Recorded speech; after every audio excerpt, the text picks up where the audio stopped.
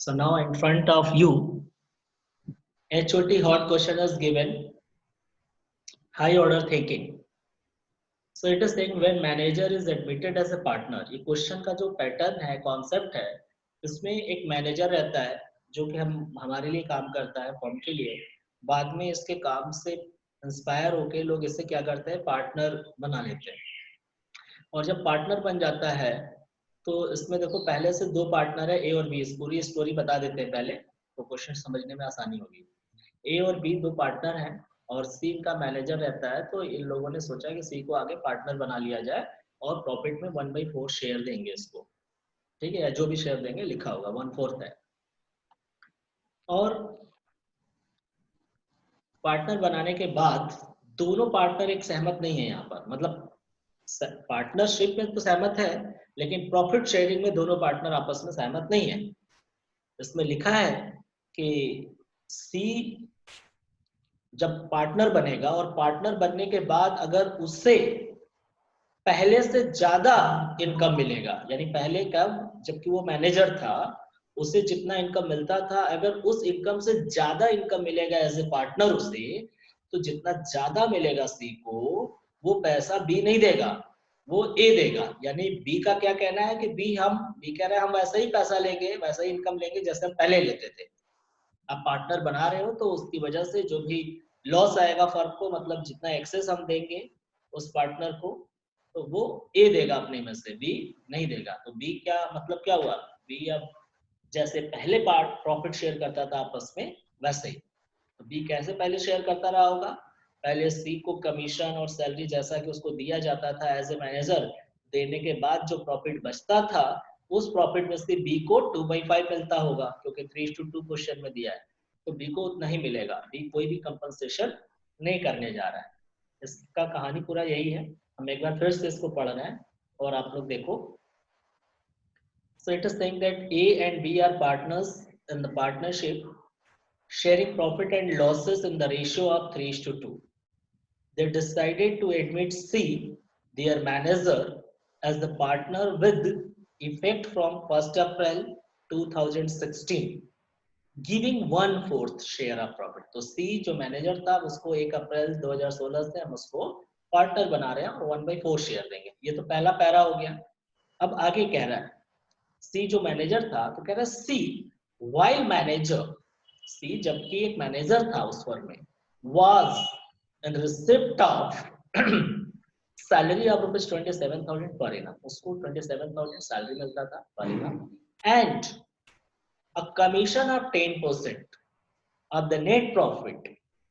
Commission मिलता था उसको 10% नेट प्रॉफिट का, बट कौन से net profit, after charging such salary and commission, मतलब जो भी फर्म का नेट प्रॉफिट आता था उसमें से पहले उसकी सैलरी दे दी जाती थी, तो सैलरी घटाने के बाद जो प्रॉफिट बचता था उसमें से उसका कमीशन घटाने के बाद जो बचेगा उस पर 10%। तो जब भी कभी आफ्टर चार्जिंग हिज कमीशन आ जाता है तो हम R/100 प्लस आर का फॉर्मूला लगाते हैं, यानी कि 10/110 करेंगे तो जो भी आएगा कमीशन वो देंगे। तो पहले तो इससे मिलता था इतना, तो यही चीज कह रहा है कि जबकि सी मैनेजर था तो उसको 27,000 रुपया सैलरी, यानी 27,000 रुपीज सैलरी पर एनम और 10% commission after charging his salary and commission मिलता था। ये सेकंड पैरा हो गया। अब थर्ड में क्या कह रहा है, पहला था कि चलो उसको पार्टनर बना लिया 1/4 के लिए, दूसरे में उसका इंफॉर्मेशन दे दिया कि जब वो मैनेजर था तो उसे क्या क्या मिलता था। थर्ड कह रहा है in terms of partnership deed any excess amount which C will be entitled to receive as a partner over the amount which would have been due to him if he continued to be the manager. So पहले कह रहा है यहाँ पर कि partnership deed के according अगर जितना भी ज्यादा मिलेगा as a partner over the amount which he was getting as a manager, अगर वो मैनेजर रहता तो उसे जितना मिलता, अगर उससे ज्यादा मिल रहा है एज ए पार्टनर, तो जितना ज्यादा मिल रहा है would have to be personally borne by A out of his share of profit. तो अपने प्रॉफिट में से ए देगा, यानी बी को इससे कोई फर्क नहीं पड़ रहा है। बी को कैसे मिलेगा, बी को पहले प्रॉफिट में से मैनेजर की सैलरी कमीशन घटाने के बाद जो पैसा आएगा उसका 2/5 से मिलता था वही मिलेगा। लेकिन यहाँ ए क्या करेगा कि अगर कोई भी एक्सेस मिल रहा है सी को तो उसको ए अपने में से देगा। अब सी को क्या मिलना है, सी चूंकि अब तो पार्टनर है तो सी को ना तो अब सैलरी मिलेगी ना तो कमीशन, सी को मिलेगा क्या 1/4 मिलेगा अब द टोटल नेट प्रॉफिट, ठीक है, बिफोर सैलरी एंड कमीशन जो होगा। सो यहाँ कह रहा है profit for the year ended 31st March 2017 amounted to rupees 2,25,000 before payment of salary and commission, right? So अब आपको करना क्या है, you are required to show the profit and loss appropriation account for the year ended 31st March 2007. So student, just I am going to continue next slide. I think the question is clear to all of you. So this is what working note in front of you. सबसे पहले इसमें लिखा है distribution of profit when C was as a manager, क्योंकि चूंकि B को कोई फर्क पड़ना नहीं है तो बी को तो हम वैसे ही देंगे ना जैसे पहले मिलता था। तो कह रहा है कि distribution of profit when C was as a manager. So आप देखिए profit before manager salary and commission is given in the question 2,25,000, right? और मैनेजर की सैलरी कितनी है 27,000 और मैनेजर को कमीशन कितना देना है, तो बोल रहा है कि इस नेट प्रॉफिट में से सैलरी और उसका कमीशन माइनस करने के बाद जो आएगा उसको 10% देना है। तो आपको मालूम है कि सैलरी तो पता है लेकिन कमीशन तो पहले से पता ही नहीं हो सकता क्योंकि परसेंटेज दिया, अमाउंट तो दिया नहीं है।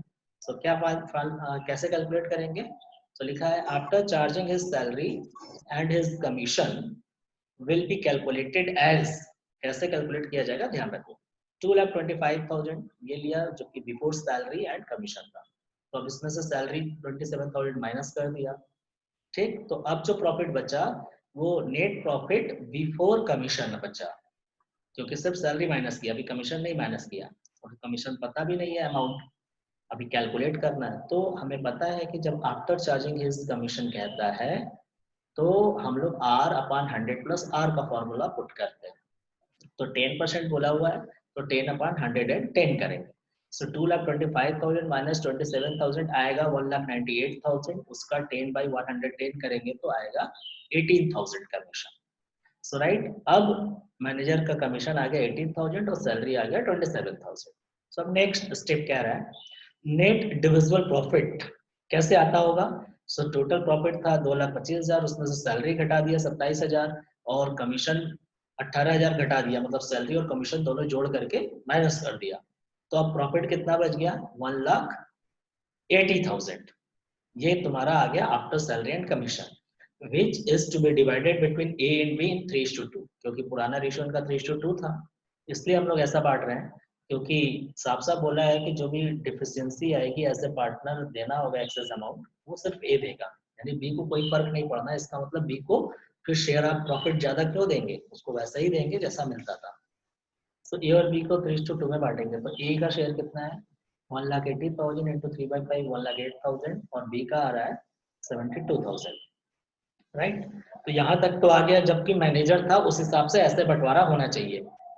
अब सिंस नीचे वाला जो मैंने डिफरेंट फॉर्म में लिखा है कलर में, since C has joined as the partner and as per new agreement his share of profit should be rupees 2,25,000 into 1/4 is equal to 56,250। चूंकि सी को पार्टनर बनाया गया तो टोटल प्रॉफिट में से नेट प्रॉफिट से हमें 1/4 तो देना है, उसको सैलरी कमीशन अब देना नहीं है, इसलिए सैलरी कमीशन घटाने से पहले वाला जो प्रॉफिट रहना है रहेगा उसमें से उसको देंगे। तो अब देखिए उसको इतना मिल रहा है। अब व्हेन सी वाज मैनेजर, जब सी मैनेजर था तो उसका इनकम कितना था, हिज इनकम वाज, तो आपको पता है कि 27,000 सैलरी और 18,000 कमीशन मिल रहा था उसको इस साल, तो टोटल उसका आ रहा है इनकम 45,000। तो एज ए मैनेजर उसको 45,000 मिलता, लेकिन उस चूंकि उसे हम लोगों ने पार्टनर बना लिया तो उसको कितना मिलेगा 56,250। सो अब आगे कह रहा है कि now see will get more rupees, कितना 11,250, बिकॉज इतना मिलना चाहिए 56,250 और उसके हिस्से का आ कितना रहा है 45,000 एज ए मैनेजर, तो माइनस कर लो कितना एक्सेस मिल रहा है 11,250। और ये कौन देगा, which will be borne by A, सिर्फ ए देगा, बी को देगा नहीं, तो बी को एज इट इज मिल रहा है। तो therefore A's share will be, A का शेयर 1,08,000 रुपया ऊपर मिला था उसको, फिर उसमें से माइनस करेंगे 11,250 तो आ जाएगा 96,750 और बी का शेयर एज इट इज 72,000 और सी को अब 45,000 नहीं मिलेगा 56,250 क्योंकि इसको 11,250 ए अपने में से दे दिया है तो इसको टोटल इतना मिल रहा है क्योंकि 1/4 मिल रहा है। सो राइट, यहाँ तक समझ में सभी को आ गया होगा। आप इसका स्क्रीनशॉट ले सकते हो। हम आते हैं इसके पीएल एप्रोप्रिएशन पे। यहाँ तक क्लियर हुआ तो एप्रोप्रिएशन समझ में आ जाएगा। देखिए भाई, profit and loss PL appropriation account में for the year ended 31 March 17 by net profit और प्रॉफिट एंड लॉस अकाउंट 2,25,000। अब इसमें से हमको देना क्या है यार? ना तो इंटरेस्ट ऑन कैपिटल नहीं देना, सैलरी नहीं देना, कमीशन नहीं देना, क्योंकि वो सब मैनेजर का था। अब मैनेजर तो रहा नहीं, वो तो पार्टनर हो गया। तो यहाँ पर हम बांटेंगे profit transfer to A's capital. A को कितना देंगे? यहाँ लिखना चाहिए हमको टू प्रॉफिट ट्रांसफर टू, तो वही बात है टू एज कैपिटल कितना मिल रहा है 1,80,000 इंटू 3/5 1,08,000 और लेस करेंगे ट्रांसफर टू सी 11,250 तो 1,08,000 में से 11,250 जाएगा 96,750 मिला। बी को 72,000 एज इट इज। सी को क्या मिल रहा था? टोटल प्रॉफिट का, इसको 1,80,000 का नहीं, सैलरी और कमीशन घटाने से पहले जो प्रॉफिट आएगा 2,25,000 का 1/4 56,250। So this was the solution of the question. I think इतना सभी को समझ में तो आ जाना चाहिए। इस क्वेश्चन में first of all you take the screenshot of this question and I had taught you all people कि there may be 3 types of guarantee. First was कि when a partner gives guarantee to another partner. Second था when all the partners gives guarantee to a single partner together. Third was when a partner gives guarantee to the firm to earn the net profit, to earn a specified amount of the net profit at least. In this question you will get both type of, means one partner is giving guarantee to the whole firm and some partner is getting guarantee from other. आपको इस question में दोनों मिलेगा। तो हम लोग पढ़ते हैं Jai Vijay and Karan were partners of an architect firm sharing profit and the ratio of 2:1. Their partnership deed provided the following: a monthly salary of ₹15,000 each to Jay and Vijay, यानी जय और विजय दोनों को मंथली सैलरी मिल रही है 15,000 की, यानी 1,80,000 दोनों को मिलेगा। करण was guaranteed, करण को गारंटी दिया गया क्या? a profit of ₹5 lakhs and करण को यहाँ गारंटी दिया जा रहा है किसी भी ईयर प्रॉफिट उसको 5 लाख से कम नहीं मिलना है। तो आगे कह रहा है कि एंड जय गारंटीड दैट, यहाँ जय गारंटी दे रहा है he will earn an annual fee of ₹2 lakhs। मतलब जय भी पार्टनर है, जय ने इस बात की गारंटी दी कि जो फर्म का नेट प्रॉफिट होगा उस टोटल नेट प्रॉफिट में 2 लाख रुपया उसके खुद के थ्रू अर्न किया जाएगा जो एनुअल फी होगा। ठीक है, so any deficiency arising because of guarantee to Karan will be borne by Jai and Vijay in the ratio of 3:2। तो कह रहा है जो करण को गारंटी 5 लाख रुपीस की दी गई है, अगर कोई डेफिशिएंसी आती है तो इसमें जय और विजय दोनों 3:2 में शेयर करेंगे। और जबकि करण ने गारंटी क्या दिया है कि पूरे फर्म को कम से कम उसके खुद के थ्रू जो नेट प्रॉफिट में कंट्रीब्यूशन होगा वो 2 लाख होगा। अब third point is saying during the year ended 31st March 2018 जय earned fee of ₹1,75,000 and the profits of the firm amounted to ₹50 lakhs। ठीक है, अब यहां समझ लो तीसरे में क्या बता रहा है कि 31 मार्च 18 में जय ने कितना फी अर्न किया 175, जबकि जय ने कितना गारंटी दिया था 2 lakhs, यानी डेफिशिएंसी हो रही है 25,000 की और फर्म का टोटल नेट प्रॉफिट कितना है 15 lakhs। Show your working clearly, prepare profit and loss appropriation account and the capital account of Jay, Vijay and Karan for the year ended 31st March 2018. So question is clear to all of you, students? Now speak up. Question is clear to all of you? Here are two types of guarantee in this question. Nisha. Yes, sir. So now we continue the question. So you can see here profit and loss appropriation account. First of all, we have put here by profit and loss means net profit 15 lakhs as given in the question. 15 lakhs as given in the question. Okay, this.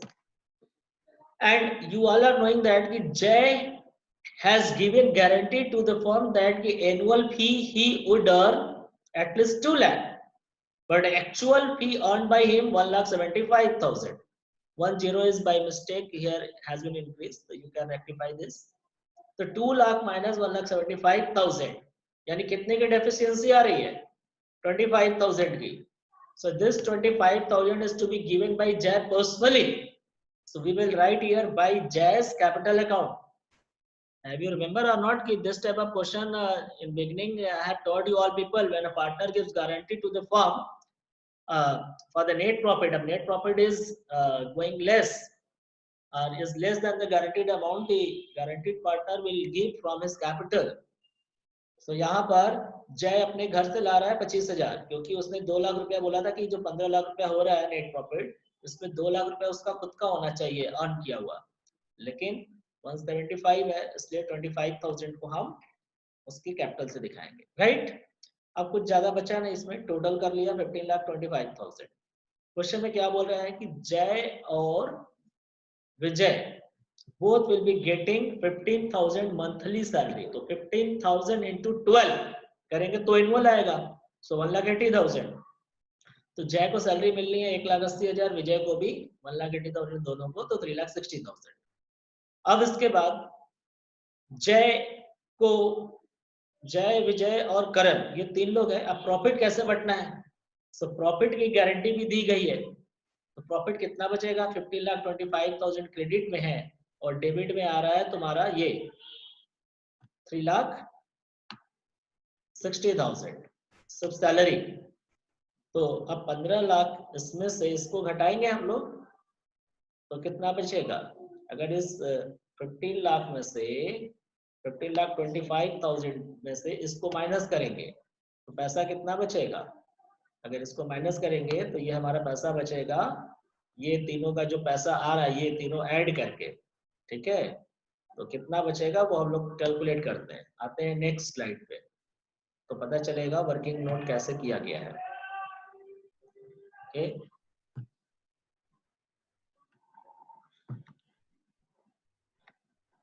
sorry, working is not written here. Okay, so I will show you working here.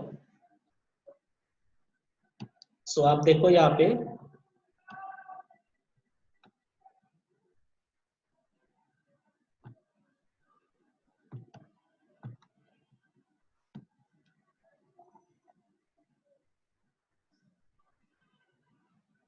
Yes, तो देखिए आप लोग 15,25,000 ठीक है minus 3,60,000. अब आप इसे minus करिए आप सभी लोग, तो कितना आ रहा है? सब लोग पेन पेपर लेकर सॉल्व कीजिए. सर 11,65,000. 11,65,000. Very good. 5,000. हाँ 11,65,000 ठीक है, ये आ रहा है 11,65,000. ये तुम्हारा डिविजिबल प्रॉफिट हो गया. अब दिस डिविजिबल प्रॉफिट को क्या करना चाहिए? इसे हमें शेयर करना चाहिए अजय विजय एंड करण में. तो अजय का क्या होना चाहिए? अजय का होना चाहिए 11,65,000 इंटू कितना शेयर है अजय का? इन लोगों का प्रॉफिट शेयरिंग रेशियो क्या था?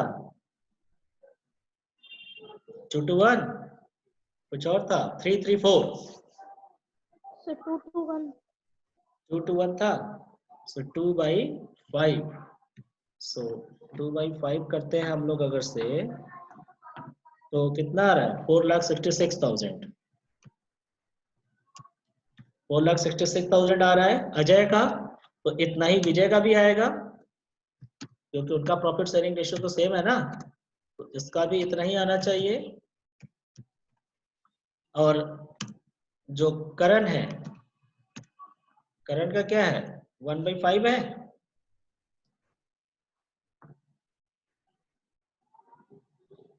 ठीक है, सो करण का 2,33,000 आ रहा है। अब बताइए कि किसको गारंटी दी गई थी 5 लाख की? 5 लाख रुपए की गारंटी किसको दी गई है? करण को। करण को। हाँ, सो अब ये कौन देगा? करण को जो गारंटी दी गई है वो अजय और विजय पे करेंगे। किस रेशियो में करेंगे? तो आप देखिए इनका रेशियो जो है, कुछ बोला है इक्वली बियर करने के लिए बोला है, और नहीं बोला होगा इक्वली, तो इनका जो प्रॉफिट शेयरिंग सर रेशियो रहा होगा 3:2। 3:2 में। हाँ सर। यस, सो 3:2 में कैलकुलेट करेंगे डेफिशिएंसी को, तो कितनी डेफिशिएंसी आ रही है? डेफिशिएंसी आपकी आएगी 5 लाख देना था गारंटी, उसको दिया गया तो -2,33,000। सो इज इक्वल टू कितना आ रहा है? 2,67,000। बताइए, 2,67,000 डेफिशिएंसी आ रहा है इसका। अब इसको हम लोग शेयर करेंगे, देखिए यहाँ पर शेयर करेंगे, कौन देगा? Ajay. Ajay will give 2,67,000 into 3/5, so 2,67,000 into 3/5, तो 1,60,800 ठीक है, 1,60,200 अजय देगा। और विजय कितना देगा? विजय इसी 2,67,000 को 2/5, तो वो पे करेगा 1,06,800। इतना समझ में आया कौन कितना डेफिशिएंसी बियर कर रहा है? सभी को समझ में आ रहा है? 3:2 क्यों किया गया? सो आप लोग देख लीजिए, यही सेम सोल्यूशन, इसको मैं हटा दे रहा हूँ सोल्यूशन, ठीक है, हटा दो ना। चलिए इधर पे हाँ देखो देखो, ठीक है, 15,25,000 माइनस 3,60,000 11,65, इसको अजय विजय करण में शेयर कर दिया, 466 ये जो है, ठीक है। आ गया, अब डेफिशिएंसी कितना है? Karan has been given guarantee of ₹5 lakh, तो 5 lakh minus 2,33,000 will be 2,67,000, and now this 267,000 will be borne by Ajay and Vijay in the 3:2 as given in the question. Okay, so now this is clear. कोई confusion आप लोगों को? नहीं ना? एक बार sir question एक बार दिखाएगा।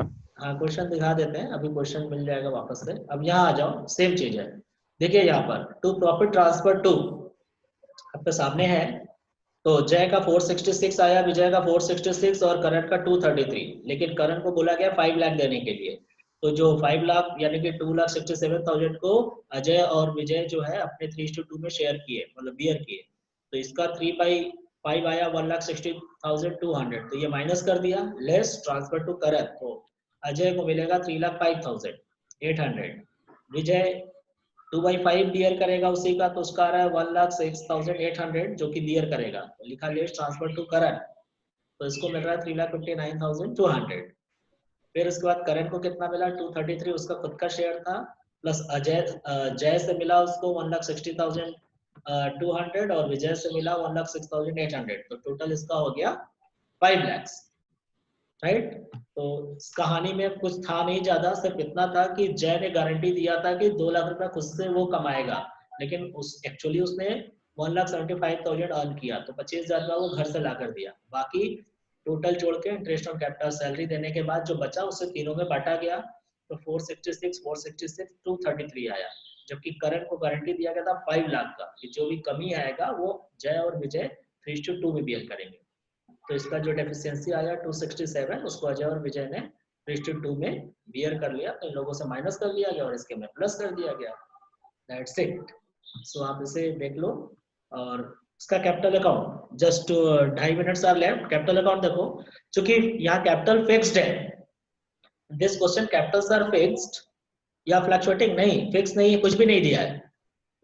This question the information about the capital is not given, only it is being said that you prepare capital account. So opening capital is not given, so we will not put here opening capital and we assume that this is the fluctuating capital, क्योंकि जब fix capital नहीं होता तो fluctuating ही होता है हमेशा।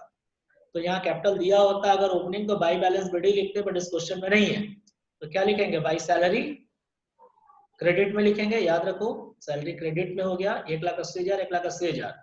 फिर उसके बाद डेफिशिएंसी जय अपने घर से लेकर आया है, तो to profit and loss appropriation account deficiency 25,000, ठीक है।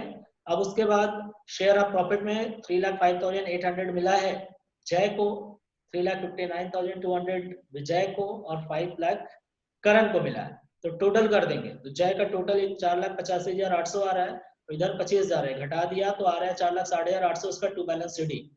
ठीक, विजय का भी इतना आ रहा है 5,39,200 और इधर लिखा और इधर कुछ भी माइनस करने को नहीं है, तो सेम अमाउंट आ जाएगा एज ए बैलेंस। और करण का भी 5 लाख क्रेडिट में है टोटल, और टोटल यही लिखेंगे और ऊपर कुछ नहीं है माइनस करने के लिए, तो बैलेंस शीट 5 लाख ही आ जाएगा। तो कैपिटल अकाउंट आप लोगों को समझ में आ गया होगा, इट इज वेरी सिंपल, ठीक है। So now students, is there any confusion? So should I leave the class because the class is okay over?